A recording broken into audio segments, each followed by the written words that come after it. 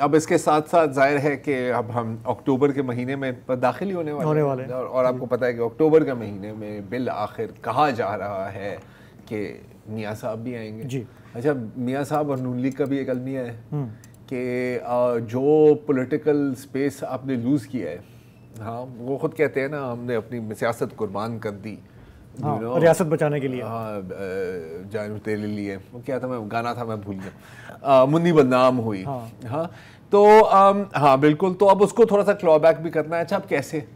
ठीक है, अब मियाँ नवाज शरीफ से आया था कि जी हम चाहते हैं एहतसाब ये जनरल बाजवा का और जजेस का and so on and so for, बिल्कुल सही है, लेकिन किस जनरल बाजवा का एहतसाब?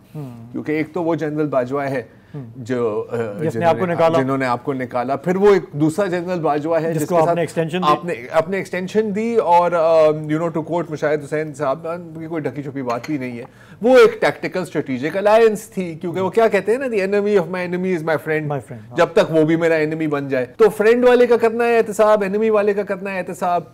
और क्या इस वक्त ये आपकी प्रायोरिटी है या आपकी प्रायोरिटी कोई और होनी चाहिए? क्योंकि मियाँ साहब वहाँ बैठे हुए हैं, उनकी जो पार्टी की क़यादत यहाँ पे है, जब उन्होंने सुना तो मेरा ख्याल है उनका तो मुंह फाक हो गया होगा कि यार हो यार कैसी बातें कर रहे हैं सर, यही तो हमें वापस लाएंगे, क्योंकि आपने अपने हार्टलैंड में तो काफ़ी स्पेस लूज की है पीटीआई को।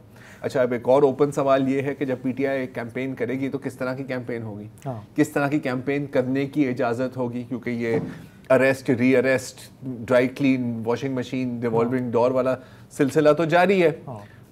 इसके ऊपर तो अब ये लग रहा है कि मुस्लिम लीग नून के अंदर से भी कई लोगों ने जाके समझाया है मियाँ साहब को कि मियाँ साहब हाथ हौला रखो, पीछे का रहने दें, अब आगे की बात करें, क्योंकि ये बात तो सारी पॉलिटिकल पार्टीज मानती हैं कि इस दफ़ा का जो इलेक्शन है वो महंगाई पे होगा। इस वक्त जो सबसे बर्निंग इशू है मुल्क में आम आवाम को जो करता है वो महंगाई है, और अगर मियाँ साहब महंगाई की बजाय 2017-18 की बातें करते हैं तो वो इतनी रेजोनेट नहीं करेंगी। तो अब जो इनके बयानात दे रहे हैं इनके लीडर्स, उससे लगता है कि ये इस बात पे अग्री कर गए हैं, क्योंकि जो बड़ी मेहनत हो रही है वो ये कि जब वो लैंड करेंगे तो उनका स्पिच क्या होगी, ठीक है ना। और उसमें अब ये लग रहा है कि उन्होंने तय ये किया है कि जी कि जो अवामी मसाइल हैं, जो महंगाई के मामलात हैं, they have to take the main space. बाकी वो जो एहतसाब वाली बात है जनरल जजेस की, वो बाद में देखेंगे, अगर हालात साजगार हुए तो होगा, वरना उसको प्री कंडीशन नहीं बनाएंगे, क्योंकि that is not good politics. अच्छा, ऑल्सो नॉट गुड पॉलिटिक्स, और ये बाजी में महंगा भी तो पड़ा है ना आपको। बिल्कुल। हाँ, जैसे कि मतलब आपने चाहा था कि जनरल मुशर्रफ का एहतसाब हो, होते होते फिर क्या हुआ आपके साथ, वो भी आपके सामने है। वो आपके सामने है। तो अब ये देखें, ये भी वाज़ेह है कि पीटीआई और उसके चेयरमैन को तो जो मौजूदा जो निज़ाम चल रहा है उसको उन्होंने बाहर कर दिया है।